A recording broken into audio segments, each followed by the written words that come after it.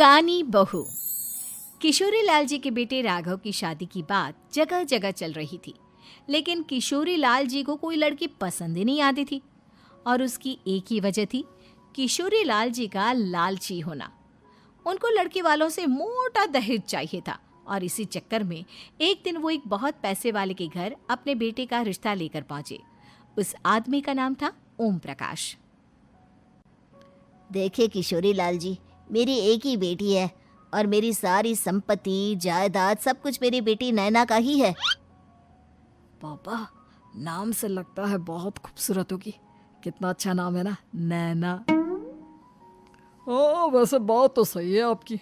अब इतना पैसा है, जमीन जायदाद है, इकलौती बेटी, आप भी क्या करेंगे? सब कुछ उसे ही देंगे ना। बिल्कुल ठीक पहचाना आपने। बस बेटी की शादी और सारी जायदाद उसके नाम। पापा, बिना देखे हाँ कर दीजिए ना। इतना अच्छा रिश्ता फिर कहाँ मिलेगा? माला माल हो जाएंगे हम। मैं अपनी बेटी को बुलाता हूँ। अरे नहीं नहीं नहीं नहीं, आपकी बेटी का नाम नैना है, सुनकर ही लगता है बहुत सुंदर होगी। रहने दीजिए अंकल, मैं तो आपकी बेटी के नाम से ही इतना खुश हो गया हूँ कि उसे बिना देखे शादी करने को तैयार हूँ। अब तो मैं उसका चेहरा सीधे शादी के बाद ही देखूंगा। और इस तरह राघव नैना का चेहरा नहीं देखता और उससे शादी कर लेता है।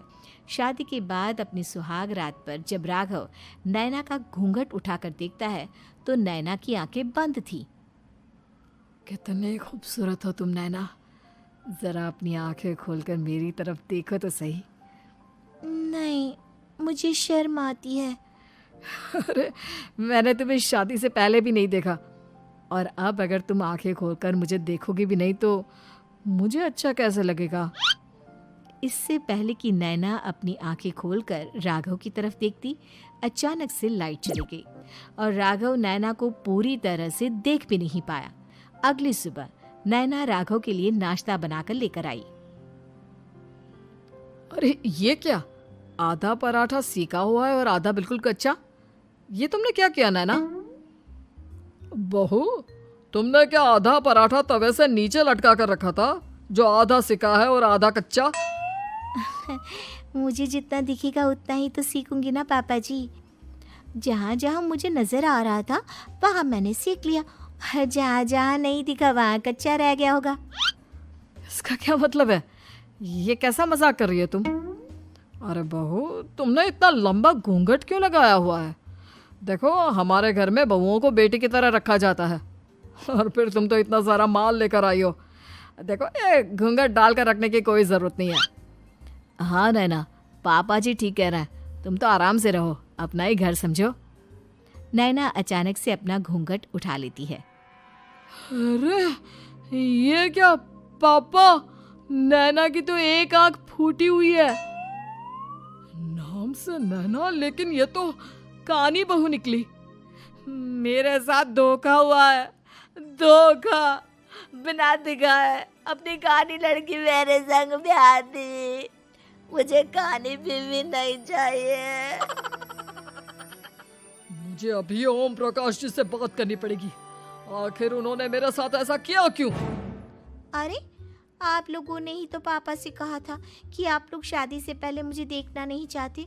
अब मेरे पापा पर क्यों इल्जाम लगा रहे हैं? अरे लेकिन उन्हें बताना तो चाहिए था ना कि तुम कानी हो, एक आंख से तुम्हें दिखाई नहीं देता। किशोरी लाल और राघव नाराज होकर ओम प्रकाश को अपने घर बुलाते हैं। पापा जी, ये आपने क्या किया? शादी से पहले बताया क्यों नहीं कि नैना की आंखों में परेशानी है? अरे, आप ही ने तो लड़की देखने से मना कर दिया था। अरे लेकिन आप बता तो सकते थे।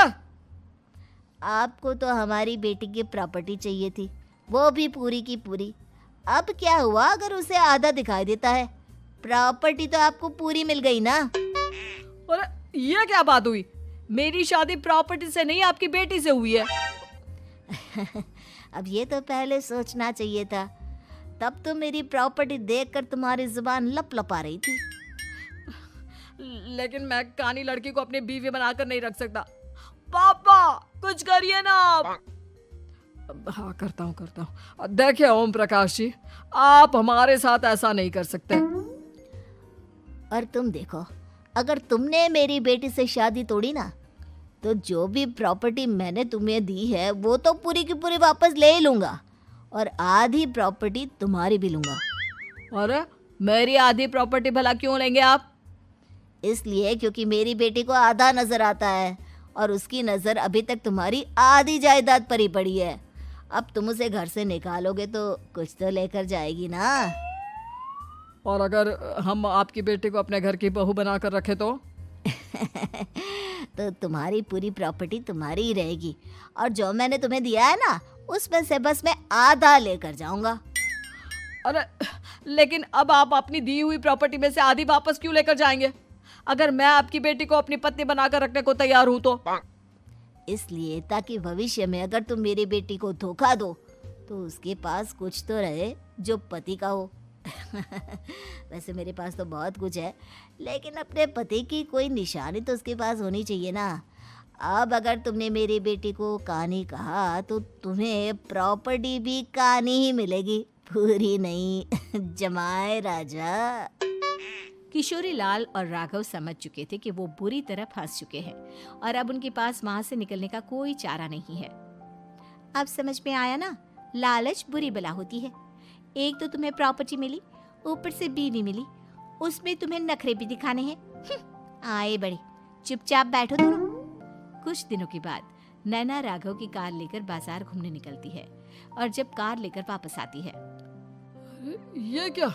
एक तरफ से मेरी गाड़ी पूरी खराब हो चुकी है।